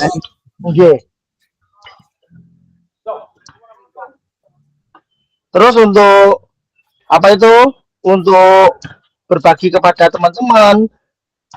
Padahal sedikit apapun mulai aset manusia dan sebagainya itu sangat berperan penting, karena apa, dengan kita mengembangkan sekecil apapun aset dengan maksimal, otomatis hasil untuk pembelajarannya akan meningkat. Menurut saya seperti itu Ibu, terima kasih. Baik, terima kasih kembali Pak Satria. Kebetulan beliau PJOK ya, jadi Bapak dan Ibu, saya jadi ingat kebetulan yang diambil ini adalah 32 ya, pengelolaan sumber daya di sekolah Bapak dan Ibu ataupun di luar sekolah. Jadi saya ingat, mohon izin, waktu saya di Cina itu, saya melihat itu, di situ tidak ada aktivitas murid mulai dari SD, SMP, SMA sampai perguruan yang tidak pakai fisik. Ya, mulai dari berjalan, dia jalan kaki Pak, nggak ada tuh jalan, nggak ada mobil, jadi jalan. Itu sudah fisik, satu. Yang kedua, dalam setiap areal sekolah itu ada sarana-sarana untuk olahraga secara rileks. Entah itu manjat tebing sedikit atau apa, sepeda, jadi ada disiapkan. Yang ketiga, dalam pola kesehariannya itu, baik itu di kantin maupun di, mohon maaf misalnya di toilet itu tadi, mereka membiasakan budaya antri. Nah, antrinya itu salah satu bagaimana anak membiasakan sabar dan melatih ketahanan diri untuk tetap diam sambil menunggu gilirannya. Jadi itu secara tidak langsung, tapi itu sudah bagus. Jadi Bapak dan Ibu, kalau teman-teman orang-orang di Cina itu terbiasa jalan jauh, tapi dia tetap sehat, gitu ya Bapak Ibu ya. Mungkin ini salah satu pemikiran kita, khususnya tadi kebetulan Pak Satria guru olahraga ya. Jadi bagaimana itu menggunakan, karena dalam tubuh yang sehat terdapat jiwa yang kuat, itu luar biasa. Jadi sehat itu mahal Bapak Ibu. Orang bisa belajar dengan baik kalau memang badan kita sehat walafiat. Mudah-mudahan kita semuanya sehat. Baik Bapak dan Ibu. Terima kasih Bu. Ya, sama-sama Bapak. Terima kasih. Alhamdulillah sudah 5 pertanyaan kita selesaikan. Izin saya lanjutkan Bapak Ibu sebentar.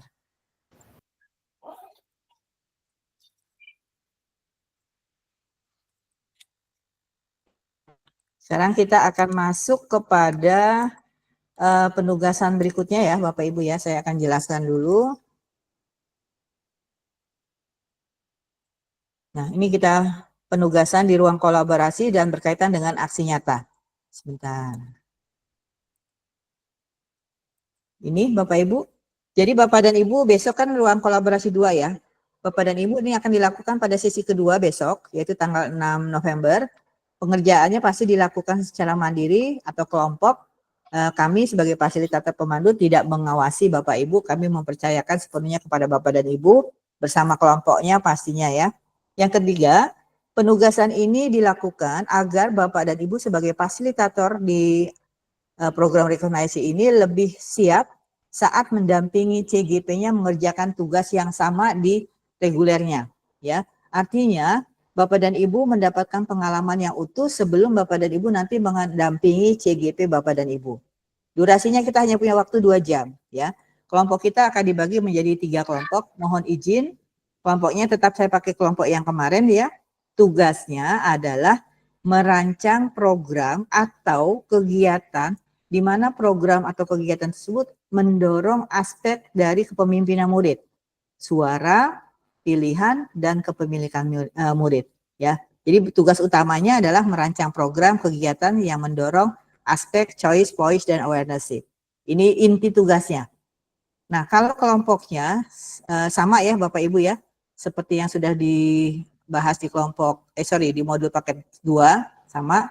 Kelompok 1 Pak Muasis, kelompok Pak Muasis 1 Pak Jupri dan Bu Erdi, kelompok 2 Pak Supriyono, Pak Irfan dan Bu Diah, kelompok 3 berempat izin Pak Sukardi, Pak Satria, Bu Naharin dan Bu Titi. Tugas utamanya merancang program kegiatan yang mendorong aspek suara, pilihan, dan kepemilikan. Itu tugas utama. Nah, kemudian Bapak dan Ibu, penjelasan tugasnya, sebentar saya agak besarkan. Nah, ini ya. Yang pertama, Bapak dan Ibu, tentukan dulu, ini sudah ada di LMS sebenarnya. Tentukan dulu jenis kegiatan yang akan Bapak Ibu pilih di dalam kelompoknya, apakah itu intra, kokurikuler, atau ekstrakurikuler. Pilih salah satu.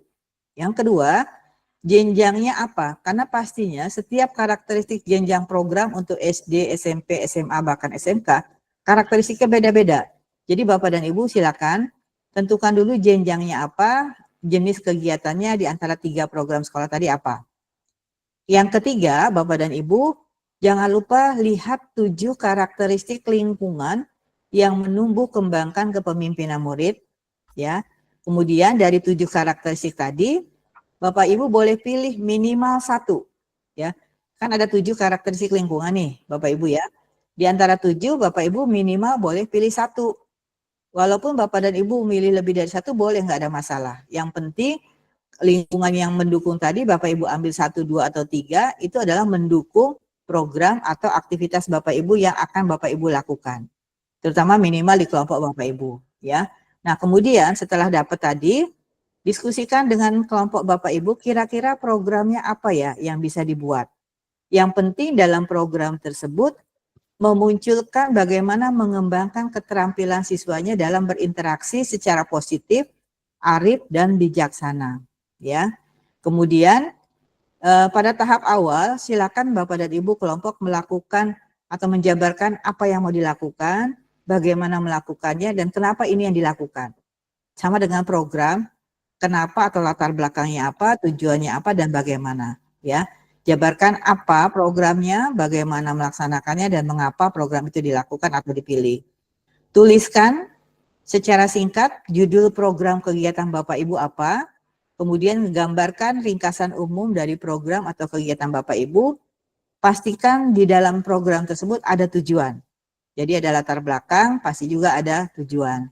Kemudian jangan lupa Bapak Ibu, di dalam program Bapak Ibu yang dibuat kelompok, munculkan diagram Y. Bapak dan Ibu ingat ya, diagram Y yang ada 3, ada suara, pilihan, dan kepemilikan. Bapak dan Ibu bentuknya diagram ya, diagram Y. 3 komponen tadi juga di dalamnya muncul aktivitas yang dilakukan pada aspek suara, pilihan, dan kepemilikan, muncul aktivitasnya seperti apa.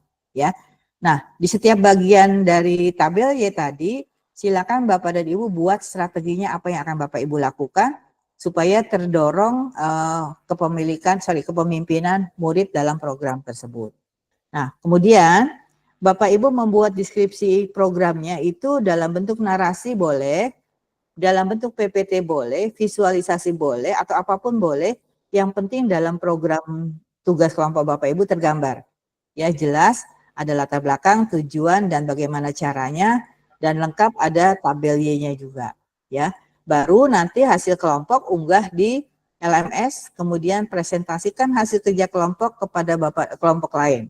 Ingat, jadi Bapak Ibu prosesnya kerja dulu secara kelompok, sendiri-sendiri 3 kelompok kerja, nanti timingnya silakan sepakati. Misalnya, kan kita punya waktu 2 jam ya Bapak Ibu ya, misalnya 1 jam pertama 3 kelompok berdiskusi, waktunya besok.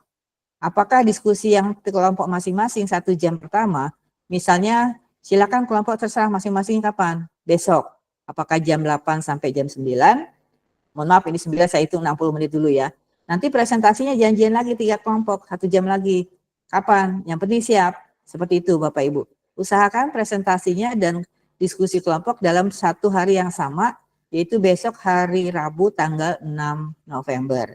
Nah, jadwalnya di sini tertulis memang ditentukan oleh fasilitator. Pastinya jadwalnya adalah besok tanggal 6 hari Rabu ya Bapak Ibu ya. Tapi kita punya waktu 2 jam.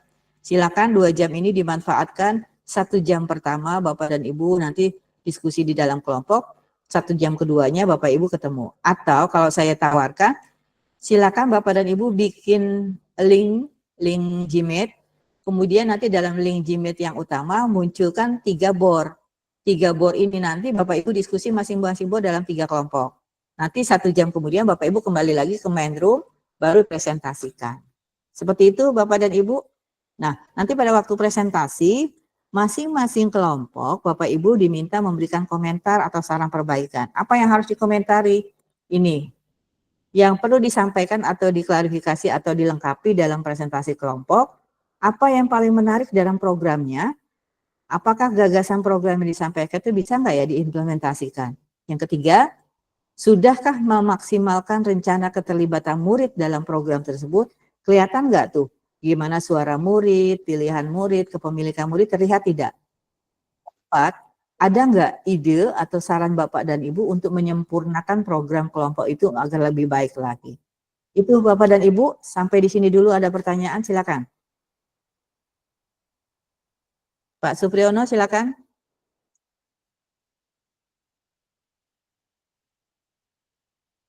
Ya Pak Supriyono. Pak Supriyono. Baik Ibu, ya terkait dengan pembagian kelompok Ibu sudah disampaikan tadi. Nah, kebetulan kelompok kecil saya itu lengkap jenjangnya Ibu. Ada SD, ada SMP, ada SMK.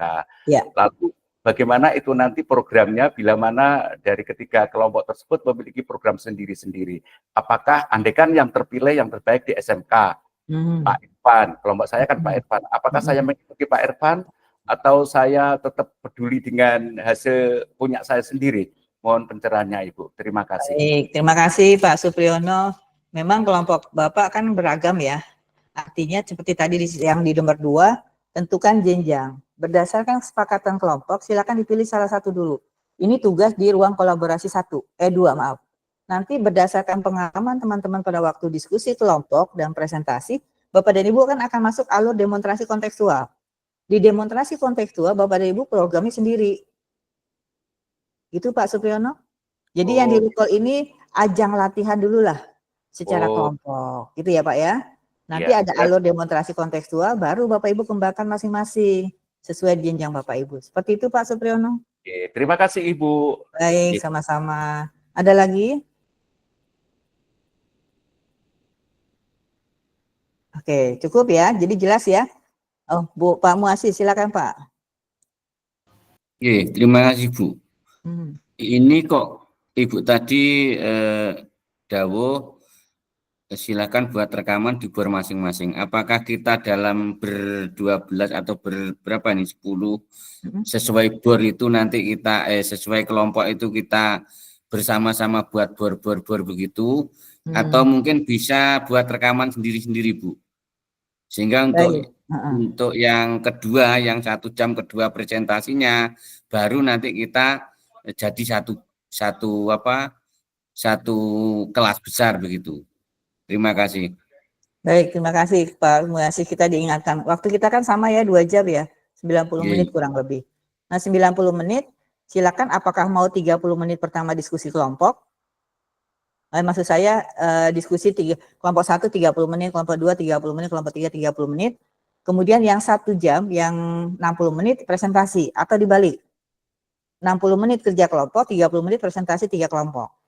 Nah, itu teknis ya Pak ya. Yang kedua, nah, apakah ada yang berinisiatif membuatkan main room untuk kelas utama? Di antara 10 orang ya kita ya. Di antara 10 buat kelompok, buat main room utama, otomatis nanti akan membuat bornya 3. Gimana Bapak Ibu? Jadi ketemu dulu Bapak dan Ibu di main room utama, sudah sepakat misalnya 60 menit di kerja kelompok, berarti di 3 kelompok 60 menit masing-masing di bor 1, bor 2, bor 3. Ya, nanti setelah itu balik lagi ke main room presentasi. Biasanya kalau saya kan buat 3 bor, yang bor utama 1 itu dipakai untuk kelompok 1, jadi cukup 2 bor aja tambahannya. Gitu ya. Jadi kelompok 1 di bor main room, yang kelompok 2 bor 1, kelompok 3 di bor 2. Seperti itu. Tetap waktunya 2 jam, Pak. Gitu ya, Pak ya. Nah, silakan. siapa yang berinisiatif menyiapkan bornya Bapak Ibu. Begitu Pak Muasis? Baik. Terima kasih. Ya, gimana Ibu? Mohon izin Bu, itu kan masing-masing fase sudah memiliki ini ya, memiliki link untuk room maupun untuk bor ya, main room ataupun bor. Apakah itu kita bisa menggunakan itu saja gimana Bu? Nggak apa-apa, silakan. Yang penting masih tetap, Ibu kan masih punya dari Jawa Timur ya, betul? Iya, dari Jawa Timur sudah dibuatkan masing-masing fasil itu sampai 5 bor. Oh iya, nggak apa-apa. Silakan salah satu aja pakai, nggak apa-apa. Ya. Baik, terima kasih. Silakan. Ya, silakan nanti disepakati siapa yang membuat room, main room, dalamnya ada 2 bor ya. Nanti chat aja di dalam chat grup, silakan siapa yang membuat nanti siapkan. Nah, ketemunya jam berapa silakan. Itu ya Bapak Ibu ya. Oke. Ada lagi Bapak Ibu? Baik. Kalau tidak ada saya lanjutkan kembali sebentar. Oh, Pak Irfan yang buat, langsung aja Pak Irfan. Ya, anak muda yang buat katanya. Padahal semuanya masih muda ya. Oke, sebentar. Saya lanjutkan dulu sebentar. Nah, Bapak Ibu, jangan lupa ini tugas untuk rukol kedua ya. Nah, rukol kedua setelah selesai, Bapak dan Ibu ada tugas di koneksi antar materi. Setelah demonstrasi kontekstual, Bapak Ibu akan membuat tugas, program juga, tapi secara individual. Itu ya Bapak Ibu, itu ada di DK. Nah, setelah itu kan ada elaborasi pemahaman dengan IN, lanjut. Nah, kemudian ada koneksi antar materi. Di antara koneksi antar materi ada Bapak dan Ibu diminta membuat rencana aksi nyata. Silakan Bapak dan Ibu rencana aksi nyatanya seperti ini ya. CGP atau fasilitator recognizing membuat rencana tindakan yang akan dilakukan. Kemudian fasilitator pemandu memberikan umpan balik. Mohon maaf Bapak Ibu kalau saya telat ya. Saya masih belum fokus ini mengoreksi Bapak Ibu. Tapi insya Allah saya periksa kok. Setelah disetujui, anggap saja disetujui Bapak Ibu ya. Dapat mulai menjalankan aksi nyata. Jadi ini, mewujudkan perubahan kecil dari apa yang dipelajari dengan menerapkan tahapan Bagja. Jangan lupa tahapan Bagja ada di modul terakhir ini, program. Aksi nyatanya, Bapak dan Ibu, menunjukkan perubahan kecil dari apa yang sudah dipelajari melalui produk atau portofolio. Jadi Bapak dan Ibu, rancangan aksi nyata yang ada di koneksi antar materi adalah mewujudkan perubahan kecil apa yang akan Bapak Ibu lakukan. Makanya muncul prakarsa perubahan. Kemudian nanti aksi nyatanya Bapak dan Ibu adalah menunjukkan perubahan itu melakukan praktek atau implementasi dari program yang Bapak Ibu rancang. Itu ya Bapak Ibu ya. Nah kemudian tabel aksi nyata sama ya Bapak Ibu, tidak ada perubahan seperti ini. Jadi Bapak Ibu mengingatkan tolong nanti di koneksi antar materi sertakan juga lembar rencana aksi nyata seperti ini. Nah kemudian due date-nya Bapak Ibu lini masa kita, ruang kolaborasi yang sekarang kita lakukan 5 November ya, rukol 1, rukol 2 besok 6 November, kemudian elaborasi pemahaman di antara 2 jadwal, apakah hari Jumat tanggal 16 atau hari Senin tanggal 18 November. Kita tunggu saja. Aksi nyata adalah Bapak dan Ibu 18 November, batas akhir pengumpulan aksi nyata adalah 19 November, sekarang sudah tanggal 5 November, berarti kurang 2 minggu lagi ya. Post-test jangan lupa Bapak Ibu, 20 November saya ingatkan kembali, kemarin saya sudah share, kami diingatkan sama penyelenggara, tidak ada lagi yang terlambat mengikuti post-test di paket 3, kalau terlambat akan ditutup, jadi tidak bisa dibuka lagi. Jadi tolong Bapak Ibu, saling mengingatkan, kalau perlu di grup, silakan, jangan lupa besok post-test gitu ya Bapak Ibu ya, silakan Bapak Ibu. Nah, kemudian itu aksi nyatanya, lini masanya. Nah, pada waktu melaksanakan aksi nyata, Bapak dan Ibu di kolom aksi nyata, Bapak dan Ibu akan diminta merefleksikan apa yang Bapak Ibu lakukan dalam aksi nyata 33. Refleksinya Bapak Ibu diminta menuangkan dalam model refleksi 4P. Seperti biasa ya Bapak Ibu udah sering, mulai dari peristiwa apa yang Bapak Ibu lakukan dalam aksi nyatanya, perasaan Bapak Ibu bagaimana, kemudian yang ketiga adalah pembelajaran apa yang Bapak Ibu dapatkan dalam pelaksanaan aksi nyata, dan yang keempat adalah bagaimana penerapan ke depan setelah Bapak Ibu melaksanakan aksi nyata. Pastinya penerapan ke depan ini tentu sudah dilakukan refleksi, oh ternyata program saya seperti ini, ada yang kurang. Nah, Bapak dan Ibu penerapan ke depannya seperti apa? Termasuk yang keempat adalah kelengkapan dokumen. Di sini diminta dokumentasi dilengkapi dengan lebih dari 4 foto yang memperlihatkan tahapan penting dari aksi nyata Bapak Ibu. Foto yang dicantumkan sangat jelas, menggambarkan urutan tahapan dan memberikan gambaran proses aksi nyata. Jadi silakan aksi nyata Bapak Ibu, ada 4 foto yang mewakili tahapan dari aksi nyata Bapak Ibu. Ya, ini dokumentasinya. Jadi paling tinggi nilainya itu ada 4 foto. Kalau baik kategori 3 itu 3 sampai 4. Kalau cukup itu 1 sampai 2 dan kurang itu tidak ada. Harapan saya Bapak Ibu ada 4 foto. Ya, minimal 4 foto. Seperti itu Bapak dan Ibu. Selesai 7 menit, mohon maaf Bapak Ibu. Sampai sini ada pertanyaan? Silakan.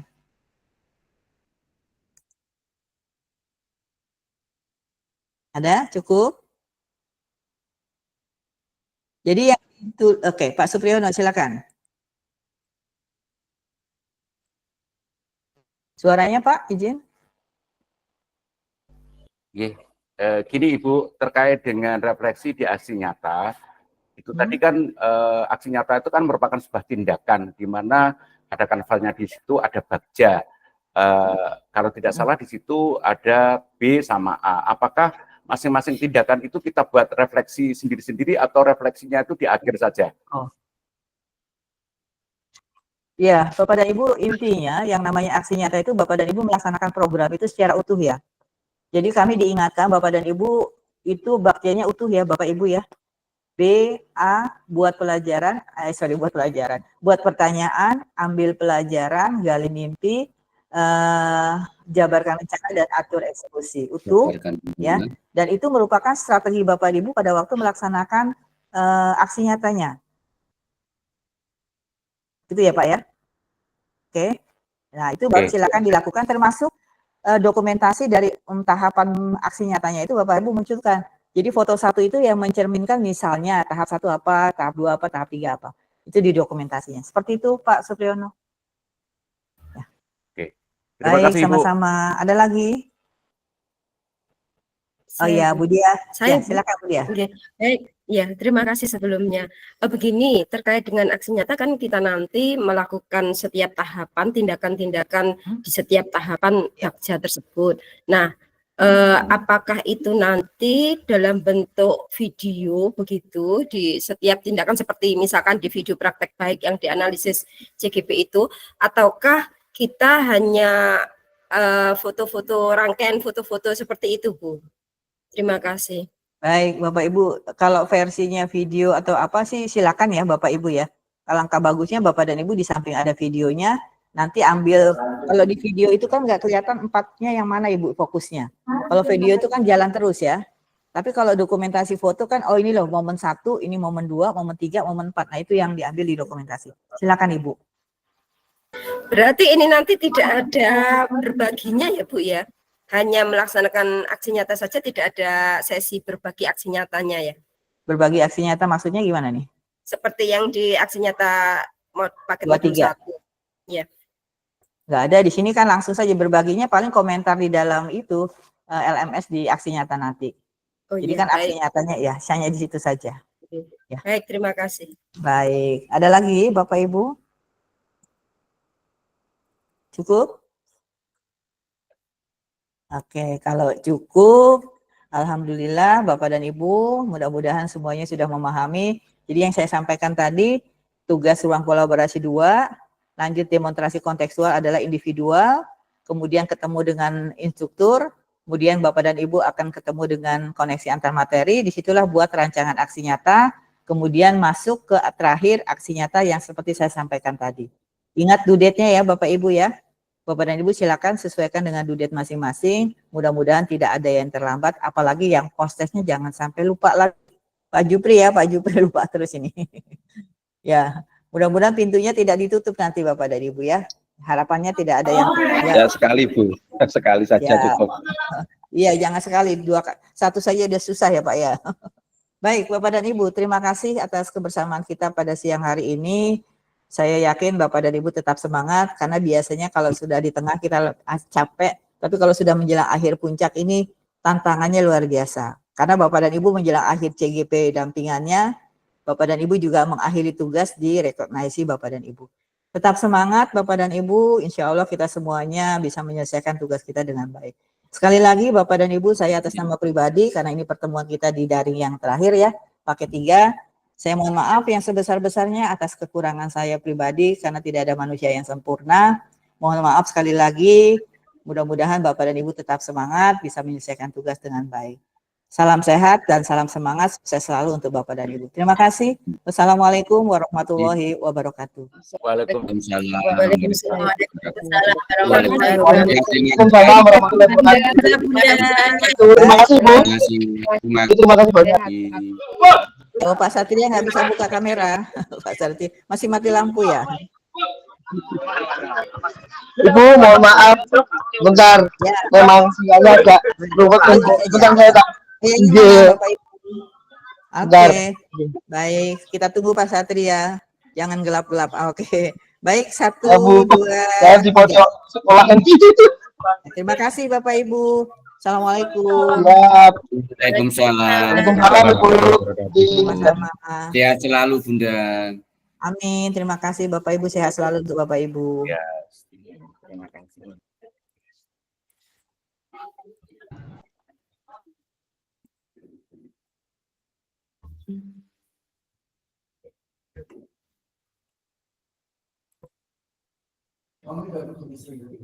Wong Jawa Barat.